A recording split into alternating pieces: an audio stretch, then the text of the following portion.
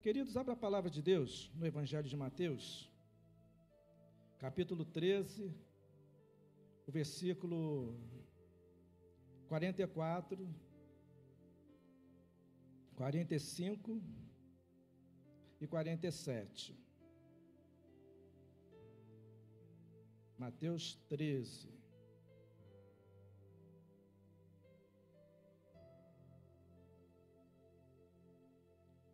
Amém? Acharam aí? Diz assim a palavra do Senhor: também o reino dos céus é semelhante a um tesouro escondido no campo, que um homem achou e escondeu. E pelo gozo dele, vende tudo quanto tem e compra aquele campo. Outro sim, o reino dos céus é semelhante ao homem negociante que busca boas pérolas e, encontrando uma pérola de grande valor, vendeu tudo quanto tinha e a comprou. Igualmente, o reino dos céus é semelhante a uma rede lançada ao mar e que apanha toda a qualidade de peixes. Estando cheia, a puxam para a praia e, assentando-se, apanham para os cestos bons. Os ruins, porém, lançam fora. Assim será na consumação dos séculos. Virão os anjos e separarão os maus dentre os bons. Amém? Você pode orar mais uma vez? Você pode falar com Deus? Deus, fale comigo, eu preciso ouvir a sua voz. Amém? Você pode falar com Ele? Fale com o Senhor. Deus eterno, Deus santo, em nome de Jesus, nós te agradecemos por estarmos aqui na tua casa. Nós te agradecemos, Senhor, pela tua palavra lida. Nós te agradecemos pelo momento que passamos adorando o teu nome. Mas agora, Senhor, estamos aqui diante da tua palavra. Senhor, a palavra é tua, a igreja é tua e nós somos teus. Então, Senhor, em nome de Jesus nós te suplicamos, fala com teu povo, fala com a tua igreja, para a glória do teu nome, em nome de Jesus. Amém? Irmãos, os irmãos que estão acostumados a ler a palavra de Deus, sabem que Jesus, ele era um mestre por excelência, né? Jesus sabia transmitir a mensagem de modo tão poderoso, e ele transmitia de maneira tal, que ele usava figuras, ele usava o cotidiano, ele usava as experiências naturais do dia a dia, para transmitir um ensinamento profundo, um ensinamento espiritual, para ensinar coisas a respeito do reino de Deus com figuras naturais. E era comum Jesus falar por parábolas, histórias que tinham um significado, história que tinha uma aplicação. E falando a respeito do reino de Deus, Jesus usa esse método de ensino, que são as parábolas. E cada parábola Jesus transmitiu alguma verdade a respeito do reino de Deus. No capítulo 13 de Mateus, é o capítulo em que as parábolas de Jesus estão aqui reveladas para mim e para você. A maioria das parábolas nós já conhecemos, né? Uma das parábolas bem conhecida é a parábola do semeador, né? O semeador saiu a semear a boa semente. Já pregamos algumas vezes a respeito desta parábola, que a semente é a palavra de Deus. E a terra em que a semente é lançada são os corações que recebem a mensagem de Deus, recebem o Evangelho. E aí a gente percebe que à medida que Jesus vai ensinando, vai transmitindo seus ensinamentos, algumas pessoas acreditavam no que ele falava, outras entendiam incompletamente, mas aquelas que entendiam plenamente, elas entregavam as suas vidas para o Senhor. E assim foi com a gente, não é verdade? Nós ouvimos a mensagem do reino, ouvimos a palavra de Deus.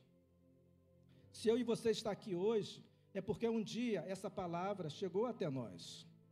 Um dia a palavra de Deus foi plantada em nosso coração.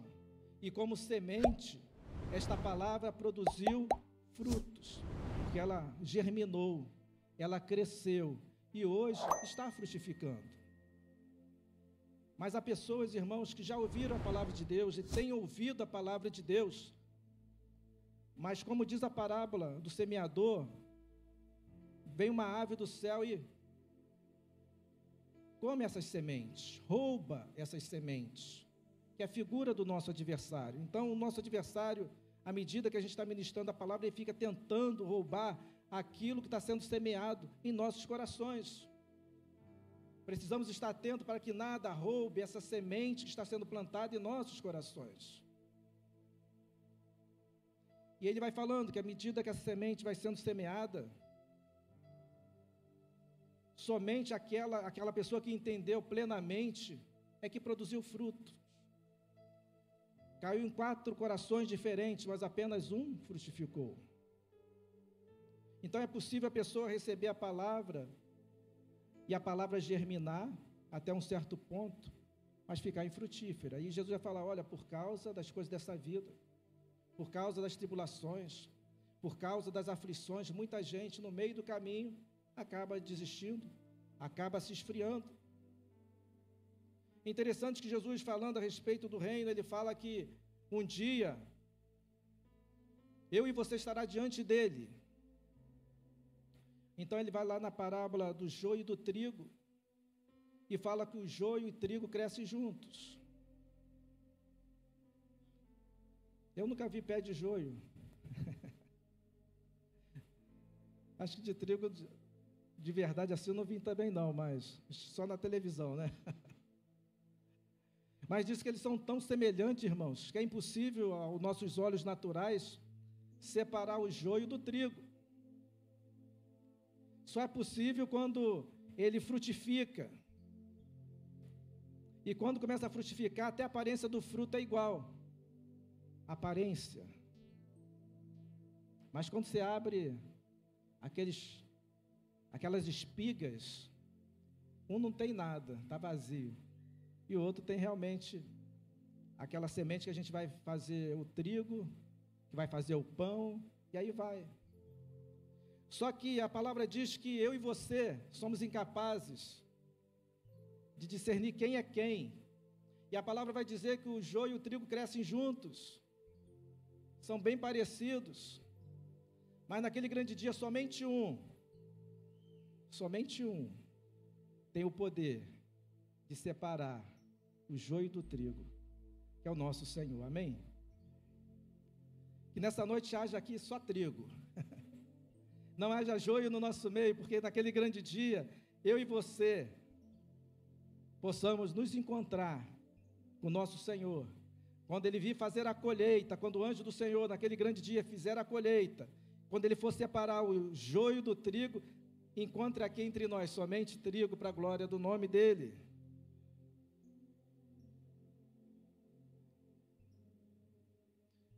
Engraçado que quando a gente olha para as parábolas, elas têm significado positivo e algumas vezes têm alguns significados negativos, né? Aí Jesus fala também da parábola do grão de mostarda, que é uma pequena semente. Aí quando semeia aquela semente, ela vai produzir. Mostarda é uma hortaliça, né, irmãos? Quem já comeu mostarda aqui? Pelo menos a mostarda aqui do Brasil é tipo um alface, né? Parecido com alface assim, né? Então é uma planta que não é muito grande. Não sei se lá no Oriente a mostarda era diferente. Mas o segredo é que é uma pequena semente que vai germinar. E segundo o texto diz que aquela mostarda cresce, vira uma árvore, e as aves do céu vêm e fazem ninho nela. Só que, segundo as escrituras, muitas vezes as aves apontam para o maligno, né?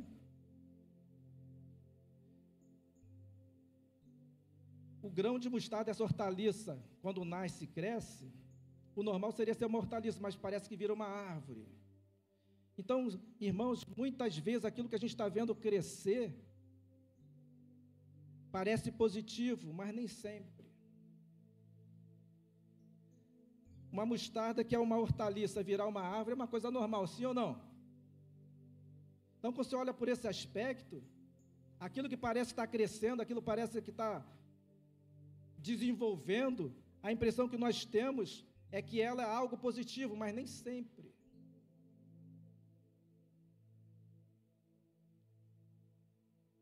Ele fala que ela vira uma árvore, e as aves do céu aninham-se nela. E depois ele conta a parábola de uma mulher que está fazendo massa, está fazendo um bolo, um pão. Aí ela lança medidas de fermento sobre aquela massa e aquilo leveda. Só que nas escrituras, quando a gente pensa em fermento, fermento aponta para a levedura e levedura aponta para pecados e ensinos negativos, para heresias. Então é interessante quando Jesus está ensinando e está falando, olha, o reino de Deus é semelhante a isso, é comparado a isso. Então, quando o reino está desenvolvendo, quando o reino está crescendo, é possível haver, naquele mesmo grupo, pessoas distintas.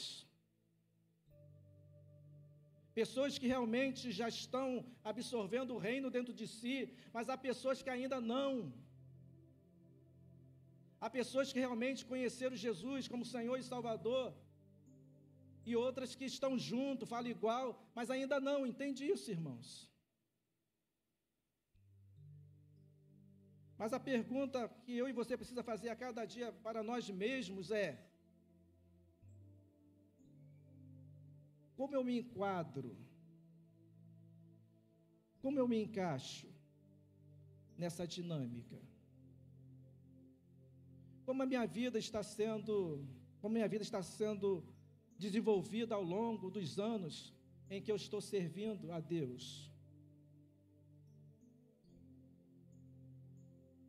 Será que eu estou desenvolvendo como o Senhor deseja? Ou eu ainda preciso ter um encontro com Ele?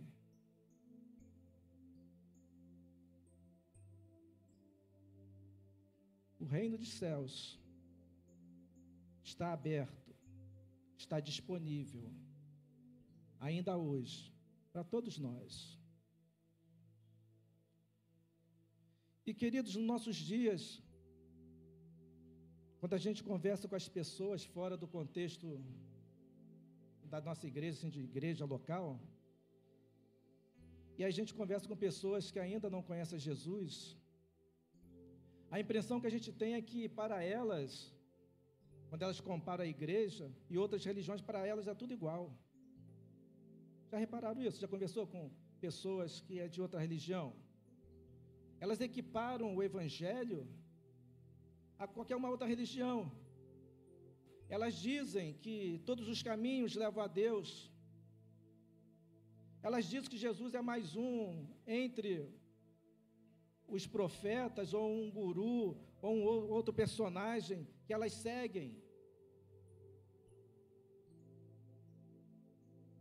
Elas acham que o Deus que elas servem é o igual para todo mundo.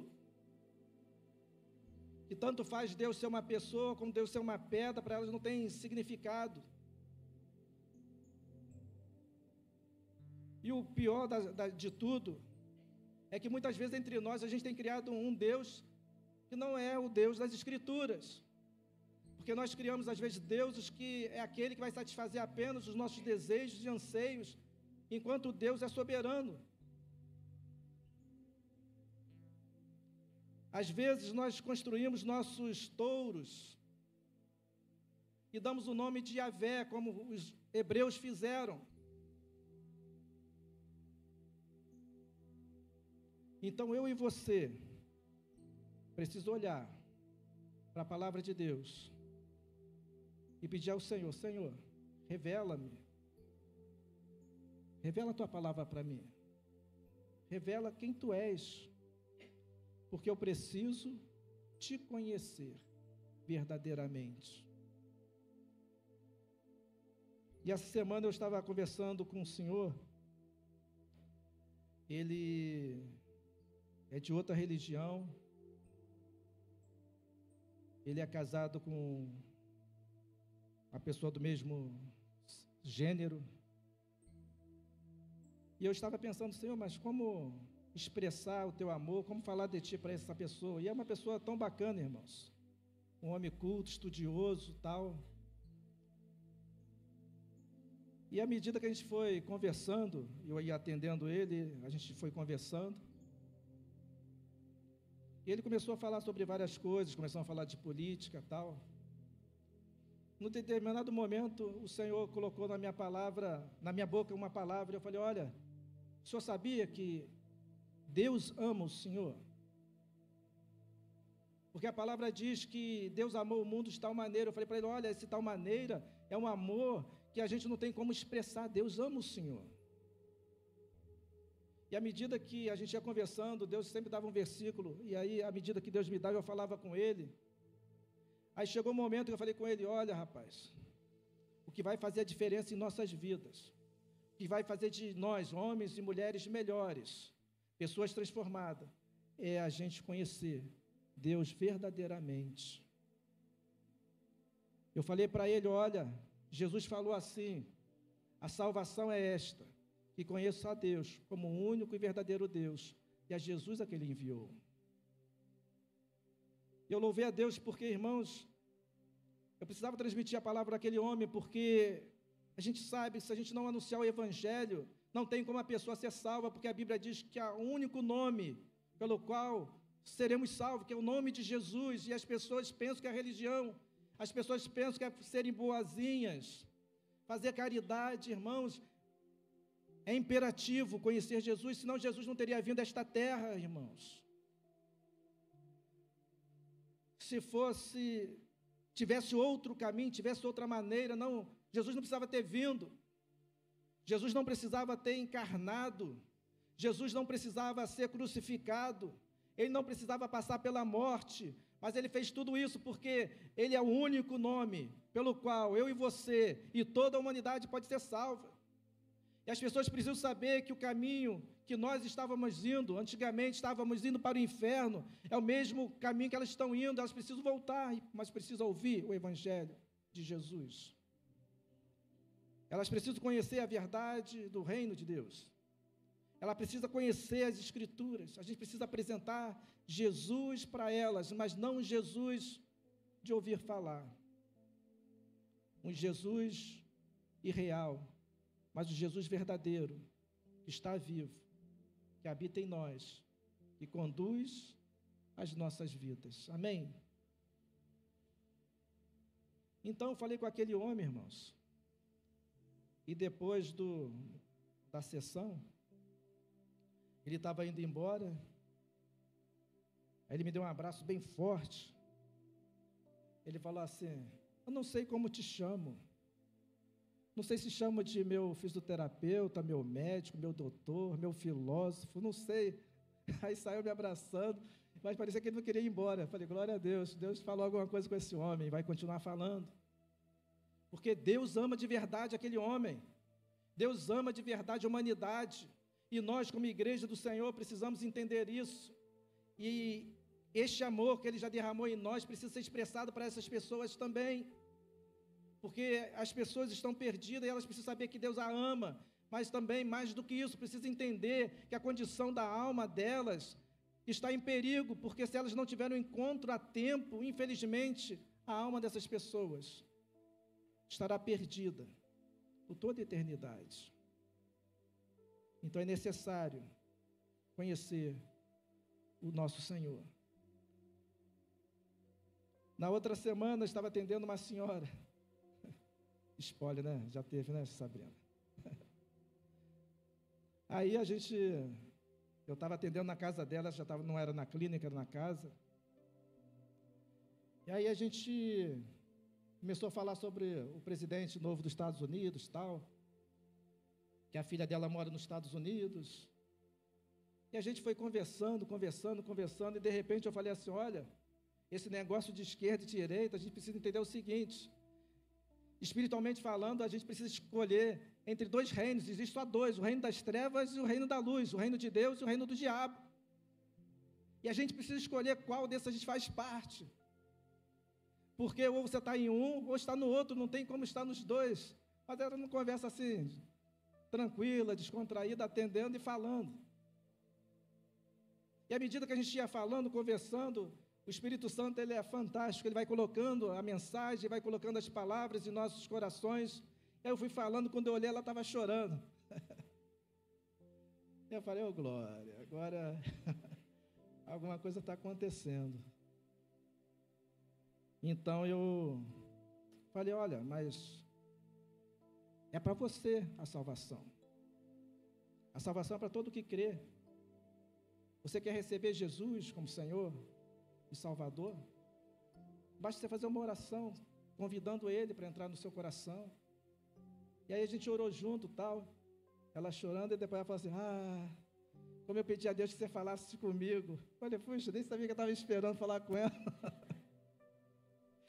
Mas entende, irmãs, as pessoas estão sedentas, elas precisam conhecer o reino de Deus. A gente precisa apresentar o reino de Deus para elas. Ela pôde ouvir a palavra. E às vezes a gente não entende porque Deus nos envia a determinados lugares. Por isso o apóstolo Paulo falou que nós somos cartas vivas do Senhor. E somos mesmo, sabia, não, irmão? As pessoas estão olhando para a gente, estão lendo a gente. Então, na sexta-feira eu estava lá no curso, e o pessoal fica brincando com o meu nome. Fala, profeta. Messias, homem de Deus. E todo mundo brincando assim comigo e tal. E de vez em quando ele fala uma palavra, profeta. E essa semana, engraçado que meus pacientes faltaram todos. Só eu sei por que eles não sabem. E aí eu estava lá com os supervisores conversando. Aí teve uma hora que estava eu, um supervisor e alguns alunos. E aí eles explicaram várias coisas lá para a gente. Aí o supervisor falou assim para mim, profeta, Messias, eu quero ouvir a sua voz. Fale apenas uma palavra. Irmãos, quando ele falou falar apenas uma palavra, Deus me deu apenas uma palavra.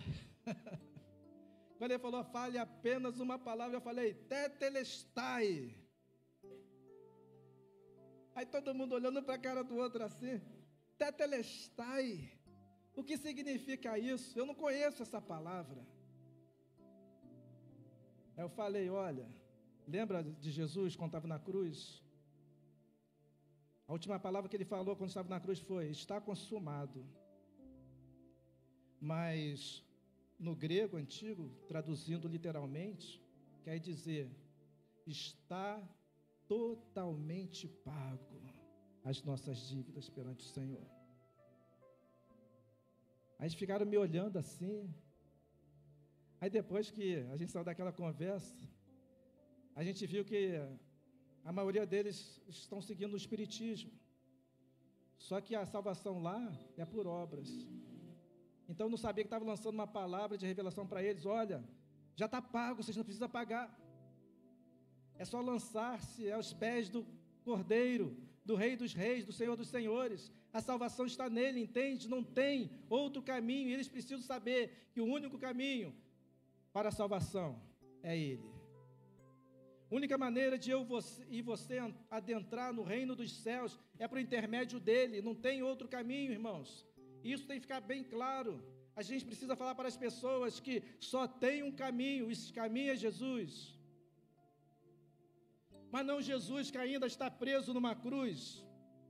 Não é um Jesus que está morto, mas é um Jesus que morreu e ressuscitou, está vivo à destra de Deus. Este Jesus está vivo, esse Jesus que nós precisamos anunciar a essas pessoas, é através dele que eu e você podemos adentrar no reino dos céus. Somente por ele, somente ele, não há outro nome em que eu e você possa encontrar a salvação. Ele é a porta do reino de Deus. Ele falou: eu sou a porta. É necessário passar por ele. Ele falou: eu sou o caminho. Tem que passar por esse caminho. Ele falou: eu sou a verdade.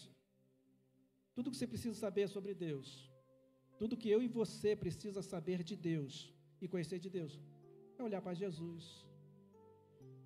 Por isso que eu sempre lembro de Filipe: ora, ora, Filipe, estás tanto tempo comigo e você pede para mostrar o Pai? Quem vê a mim vê o Pai. Precisamos seguir este caminho, passar por esta porta e receber Jesus verdadeiramente, para entrar no reino de Deus. Jesus, irmãos, é a verdade verdadeira. Porque hoje fala-se de muitas verdades. Todo mundo diz que tem a verdade. E a gente precisa perguntar, na verdade, o que é a verdade, né? Como Pilatos perguntou para Jesus: o que é a verdade? Verdade tem a ver com realidade. Muitas coisas que a gente ouve nesse mundo, muitos ensinamentos que a gente tem neste mundo, que eles aplicam e apontam como verdade, na verdade, não é verdade. Porque são coisas insustentáveis. São coisas transitórias, são coisas passageiras, são coisas irreais.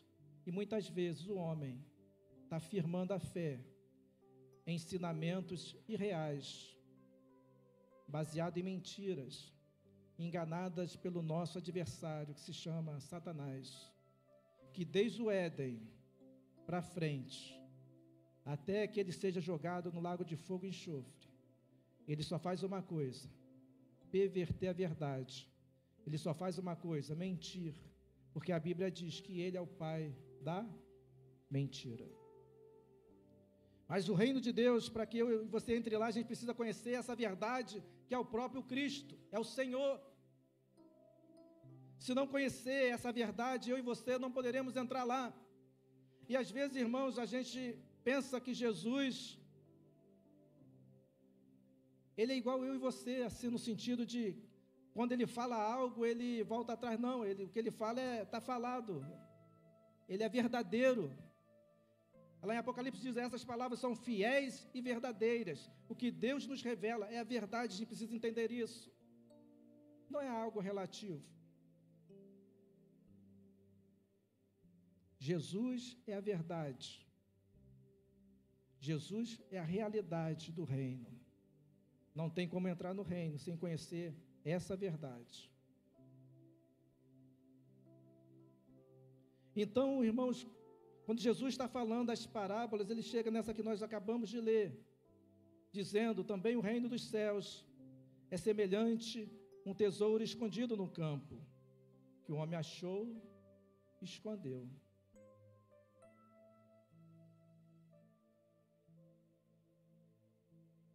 Você já parou para pensar quanto vale a sua vida? Sim ou não?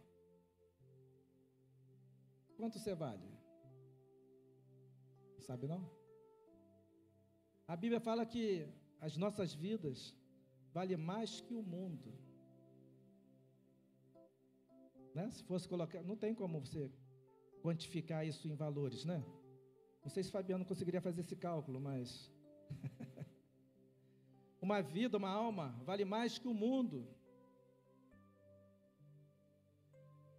Mas o reino de Deus também tem valores, irmãos. Porque para que eu e você possa entrar no reino, você precisa conhecer Jesus. E Jesus vale quanto? Se eu e você vale mais que o mundo, quanto vale o nosso Senhor? Quanto você pagaria para tomar posse do reino de Deus? Quanto você está disposto a dar para fazer parte do reino de Deus. Então diz que o homem, irmãos, ele encontra um tesouro escondido num campo. Aqui não fala o valor daquele tesouro, mas diz que ele fica muito alegre, porque ele era um caçador de tesouros. Ele era alguém que procurava por coisas valiosas. Mas o desfecho dessa passagem é que ele fica muito alegre e vai e vende tudo que ele possuía para comprar aquela propriedade por causa do tesouro que estava escondido ali. Jesus é o nosso tesouro, sim ou não? Jesus é o tesouro precioso. Aquele homem vendeu tudo o que possuía para comprar aquela propriedade.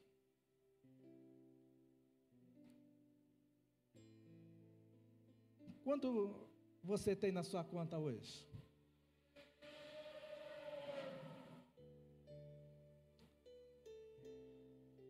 Quanto você tem estocado na sua conta? Pode falar, pastor? Quanto você tem de propriedade? Vai somando aí. Você que é bom de conta aí, Douglas. Quanto vale o seu carro? Quanto vale o seu apartamento? Depois você me fala. Quanto você tem na sua conta? Se você tivesse encontrado essa propriedade, você tivesse gostado e você quisesse tanto aquele tesouro, você venderia tudo isso que você tem para comprar. É isso que o texto está dizendo. Vanessa, o apartamento, como é que é?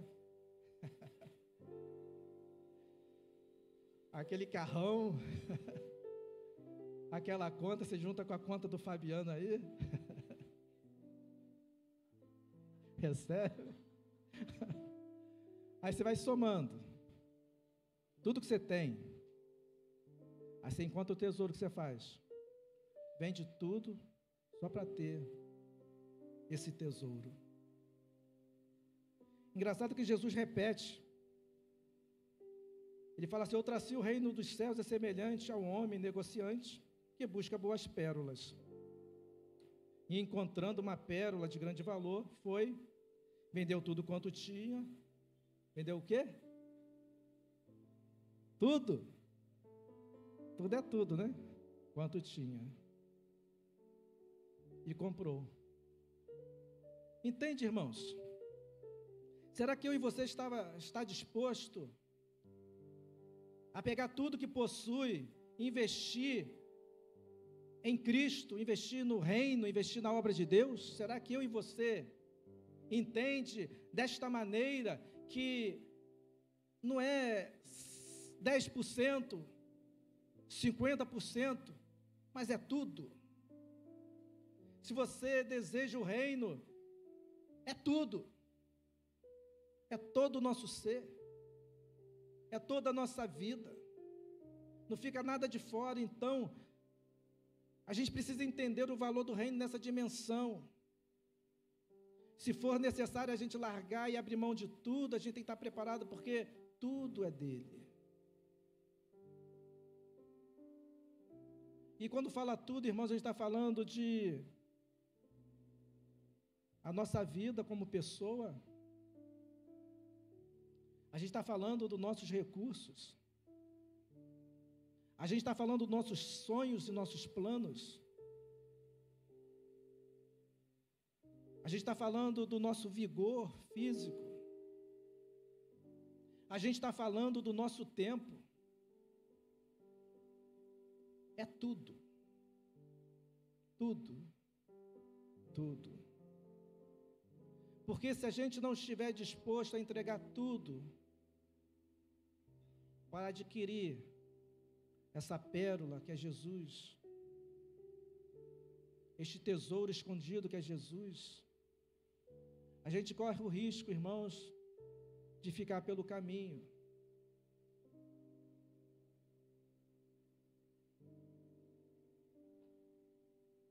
aquele negociante, aquele homem, vendeu tudo quanto possuía para comprar aquela propriedade, para comprar aquela pérola valiosa. Aí quando a gente olha para a nossa vida prática, a gente começa a perceber que nem sempre é assim, não é verdade? A gente canta, tudo entregarei, né? E eu gosto muito desse cântico. Tudo entregarei a Ti, ó Cristo. Tudo entregarei, desde que não mexa com a minha conta, Jesus. Desde que não mexa com o meu conforto. Desde que não mexa com meus sonhos. Desde que não mexa nos meus projetos, mas tudo entregarei. Oh, glória. Se o Normando quiser, você vai pedir para cantar um pouquinho essa música antes de continuar. Mas entende, irmãos, eu estou falando assim mais descontraído, mas é um princípio para o reino de Deus.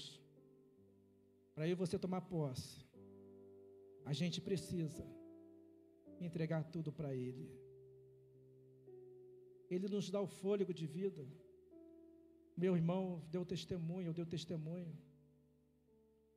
Poupou a vida deles. Então a gente é grato ao Senhor por tudo. Ele tem nos abençoado com tudo, irmãos. Ele tem nos alimentado. Ele tem nos fortalecido. E tudo que a gente tem é muito pouco diante do que Ele fez, que é a nossa salvação, irmãos. Não havia em nós como eu e você alcançar essa grande salvação. Não tinha, irmãos. Não tinha nada que eu e você pudesse fazer para alcançar a salvação. A Bíblia diz que não é por obras, mas é pela graça de Deus, e essa graça nos alcançou. Essa graça encontrou a gente.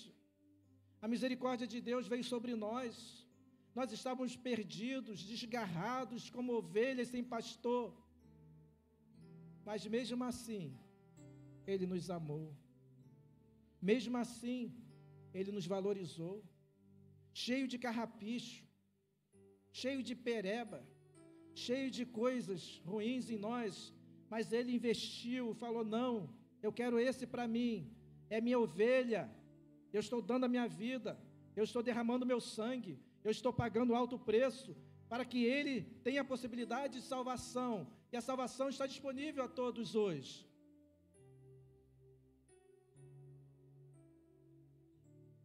Mas para que eu possa recebê-la, irmãos, precisamos nos entregar a Ele, verdadeiramente, todo o nosso ser.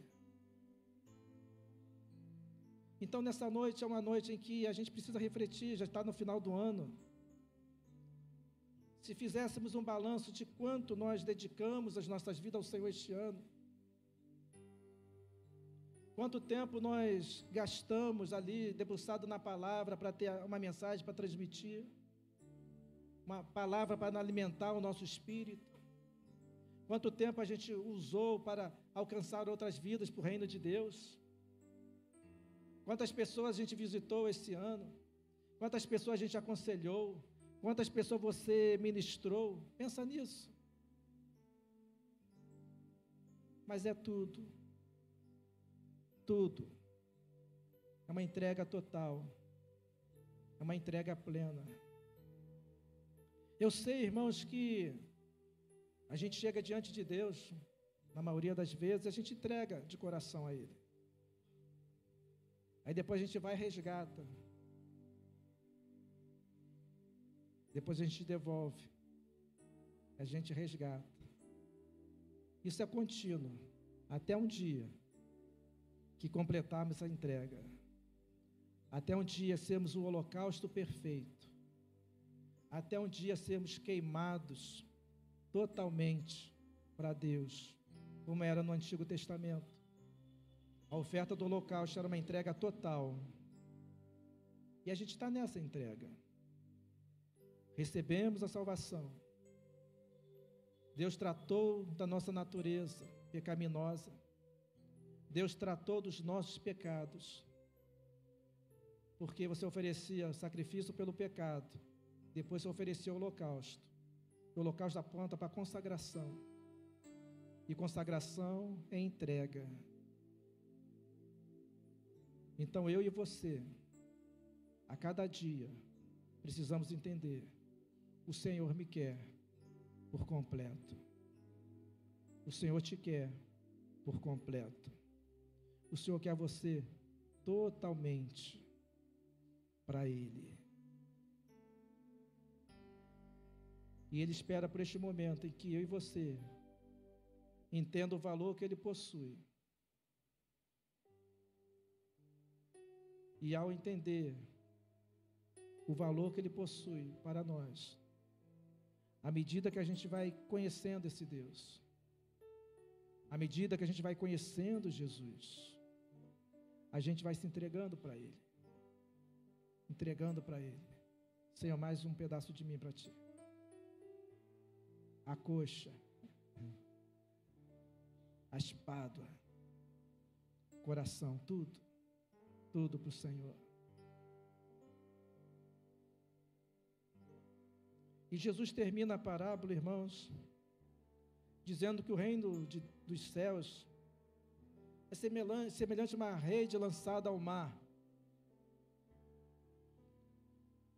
e apanha toda a qualidade de peixes. Peixes bons e peixes ruins, pequenos e grandes. Então, estando cheia a rede, eles puxam para a praia e, assentando-se, apanham para os cestos bons. Os ruins, porém, lançam fora. Então, essa dinâmica entre os bons e os ruins, o joio, o trigo, isso acontece o tempo todo. Mas somente Ele sabe quem nós verdadeiramente somos. Eu não tenho a capacidade de saber o que está no seu coração. Eu não tenho a capacidade de saber o que você está pensando agora. Mas Ele tem. Ele sabe o quanto o seu coração está realmente disposto a servi-lo ou não. Ele sabe o quanto você é desprendido para Ele ou não, eu não sei. Ele sabe com que motivação você está servindo a Ele ou não. Ele sabe, irmãos. Mas o que eu queria deixar para você nesta noite é: aquele que encontrou o bom tesouro, aquele que encontrou a pérola preciosa, ele entende que precisa entregar tudo. Ele vende tudo.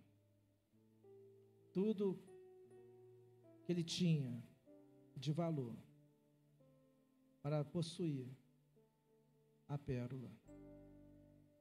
Nessa noite eu gostaria de te convidar a refletir sobre isso.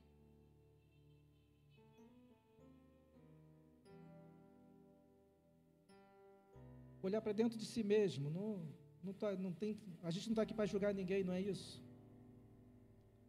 Mas o convite nessa noite é que você se entregue ao Senhor. A obra do Senhor é imensa, irmãos. E Jesus falou que poucos são os trabalhadores. A seara é grande, mas tem poucos trabalhadores. E realmente, não apenas aqui, mas em qualquer lugar, há muito trabalho e poucos trabalhadores. Mas Jesus precisa de pessoas que queiram se entregar para Ele, mas entregar mais do que tem entregado. O Ministério de Louvor estará entoando o cântico. Se você deseja entregar-se, ou entregar algo para Deus nesta noite, o convite está feito a você. Você pode vir no altar do Senhor e oferecer a Ele o que você tem de valor. Se você tem entregado algo, entregue mais. Entregue-se totalmente a Ele. O que eu posso entregar a Deus nesta noite? O quanto falta de mim para entregar a Ele? Quanto falta para chegar ao tudo, ao máximo? E eu quero dizer para você que Ele mesmo é quem vai te ajudar a chegar no nível mais alto de entrega. Ele vai te ajudar a cada dia. Ele vai te ajudar. Enquanto o Ministério de Louvor está entoando, você pode vir aqui à frente e nós estaremos orando juntos, nos entregando a Ele. Eu sou o primeiro hoje a estar aqui, porque cheguei primeiro aqui no altar. Também quero me entregar a Ele. Quero servi-lo mais do que eu tenho servido. Porque o que nós temos feito é tão pouco, irmãos. Falta mais. Queremos dar mais para Ele. E Ele está esperando você se entregar totalmente a Ele, no altar dEle, para o serviço dEle. Que Deus abençoe em nome de Jesus.